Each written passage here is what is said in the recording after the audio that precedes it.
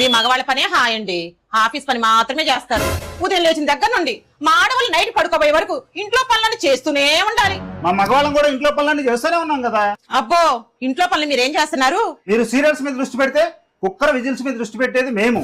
ఆ 3 విజిల్స్ రాగానే కుక్కర్ ఆపేది ఎవరు? మా మగవారు. స్టవ్ మీద పాలు పెడతారు, ఎదురింటి వాళ్ళతో పక్కింటి ఆడవాళ్ళతో మీటింగ్ పెడతారు. ఆ పాలు పొంగకుండా ఆపేది ఎవరు? మూతలు బిగుసుకుంటే చాలు ఆ మూతలు తీసేది ఎవరు? అరే బల్లో పొద్దుంకో ఇంట్లోకి వస్తే చాలు ఏదో పులొచ్చినట్టుగా మీరు భయపడితే అది బయటపడేసేది ఎవరు?